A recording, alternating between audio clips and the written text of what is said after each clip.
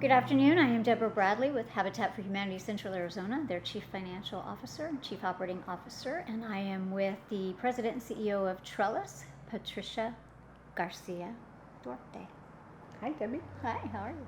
I'm doing well. Good, good. So important to talk about housing. Thank you very much. Cost of Home campaign is a nationwide advocacy effort from Habitat for Humanity International where we're trying to bring awareness to the housing crisis in our country and in our state and what that actually means for our families and our children in the future. So Thank you for doing that. It's so Absolutely. important. Most people don't think about housing being a crisis in the state. But in Arizona, you know, there's an affordability index that's tracked nationwide. And Arizona is number 91. What that means is that at 100% affordability, 100% of the people that are earning the median income would be able to purchase the median priced home. So if you're under 100, that means it's not affordable. And we're at number 91. So I think the optimistic thing would be to think, hey, we don't have that far to go. 91 from 100, that's our gap. Let's work on it before it goes lower, like in other states that, you know, people just can't afford to buy their homes.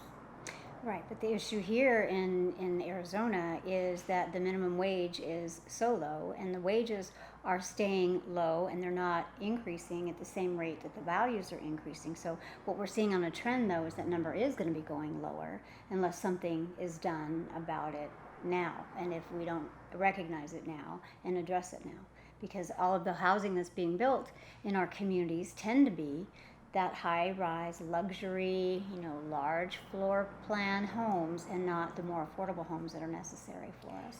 And I think the key is really having a balance. It's okay to build luxury housing. That's fabulous. But we can't forget about the people, the working force that make our communities such strong places. They're vital to the thread of communities, and having a place to call home, whether it's rental or home ownership. We at Trellis are very interested in home ownership opportunities, just like Habitat for Humanity. Absolutely. That's the core, Right. because that's how people build wealth. But if we are not more conscious about providing a balance of housing, we're really going to struggle into the future. We already see that we're having some struggles. Wages are not up to where they need to be to afford that median home. But who says the homes have to be so expensive? Right. We know the cost of construction's gone up, and there's some economic things that make it what it is. But there are things that we can do. Right, right. And one of them is awareness and making people more aware of what the issue is right now.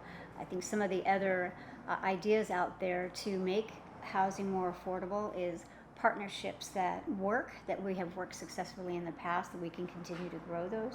Private partnerships, public partnerships, businesses coming together, utilizing municipalities and the land that they have on their inventory rolls that are doing nothing for the community, could partner with nonprofit organizations such as ours to provide that home ownership opportunity for families that need. I mean, we are a service-based economy here in Phoenix. We have folks that are all of the resorts that we have and the golf courses that we have and all of those industries.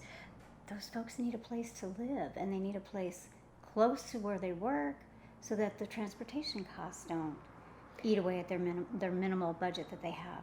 And I think one of the other things that we need to be conscious about is, I think data from the census in 2017 shows that about 60% of parents have children under 6 years old. Oh my goodness. Those are children that deserve a place to live and have benefit from the stability, especially that homeownership brings. Absolutely. So we're not just talking about adults here. We're talking about a lot of children across the state that should deserve a very nice place to live in, a place where they can, you know, just do their homework.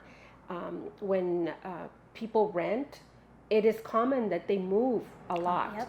And that has a big impact on the children's learning. So we like the stability that homeownership brings. And we know people move for different reasons. We're not saying that people need to stay in their homes forever. But there's a lot to be said about the stability Absolutely. that an affordable home brings to the entire family. It's true. You already mentioned about the fact that it's a proven way to build wealth, to bring up a person's net worth, and then staying in a home and building that within a home that they own. But the statistics are out there, and it's clear that children that grow up in a home that is surrounded by their family are more likely to go to college and achieve their college degree. They're healthier than moving around apartment to apartment. The health of the entire family is better if they're in a home that they're owning or buying, and then to be less involved in criminal activity and drug activity because they're surrounded and housed by a simple, decent place to live. And so the home ownership piece really changes the look of a community, and certainly the look for that family and the generations that follow in that family. So it's really a critical piece. No, that is very true. I remember a statistic that the Federal Reserve shared based on 2015 information, and it said that the median wealth of people in the nation who were homeowners was around 195,400, compared to the median wealth of a renter was only 5,400. So that gap is huge. Why would we not want everybody to benefit from that opportunity to build wealth? Right. And it starts with maybe a down payment program. It may start with, special programs that are dedicated for affordable housing development. We know this nation provides a lot of affordable rental through low-income housing tax credit, but it's not nearly enough. It's not enough to cover the need. It's not enough. I recently heard that there were many applications for the allocation for low-income housing tax credits for the state of Arizona last year, and while there were 8,000 units proposed or had been applied for low-income individuals, about 400 were actually funded. So while that gap keeps getting bigger and bigger in terms of what the available rental, the low-income housing market tax credits for rental units is not keeping up anywhere near the pace of the need, as 200 people a day move into this community and are in need of that. And because we both love homeownership opportunities, yes, we do.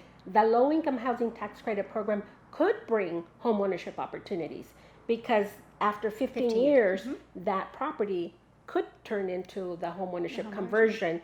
Not many utilize that, and I would like to see the state incentivize more developments in that space so that we can start gaining.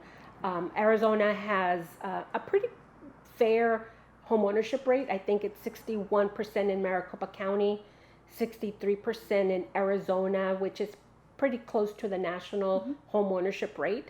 But I think we can do better than that. Absolutely, I think we could. It would be nice to be a leading state in that effort as opposed to a lagging state in that effort to have the units available for folks to come and to go from an affordable rental situation, which is still a benefit to the family. Then they have the funds available for food. They have the funds available for medical if they need it, clothing and all of those things. And then ultimately become a homeowner would be absolutely ideal. Sorry to interrupt you. There's also studies that show employees who don't have any financial stresses are better workers.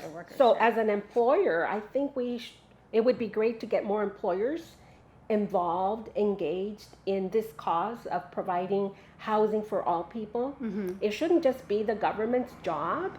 I think that there's so many benefits across many sectors that we really all need to be talking about it. So raising awareness through this conversation, I think it's really the start to get more people involved. I think, yeah, absolutely. And in terms of employers, I think one of the things that while we've certainly given it a gallant effort, I still don't think that people understand the Arizona tax credit and how that could impact our work in the community and providing opportunities for home ownership, that people who have any kind of tax liability can redirect their state taxes to organizations such as ours to provide that necessary funding. And if employers would get on board with that, and employees as well, that would provide the necessary revenue that we need to help solve part of this problem.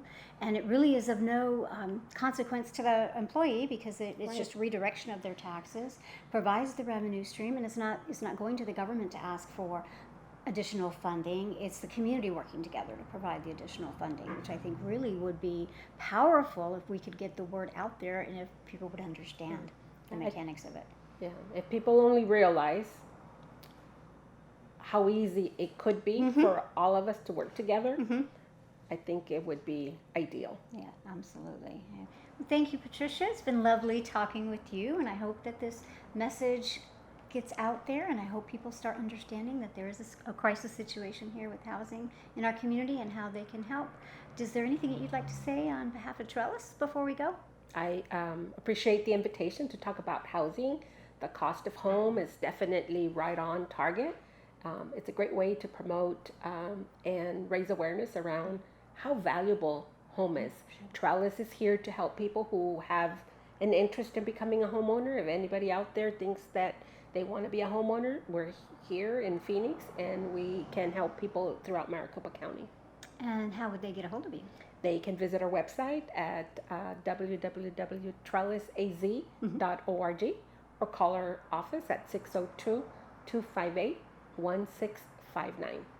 Wonderful. Thank you for your time.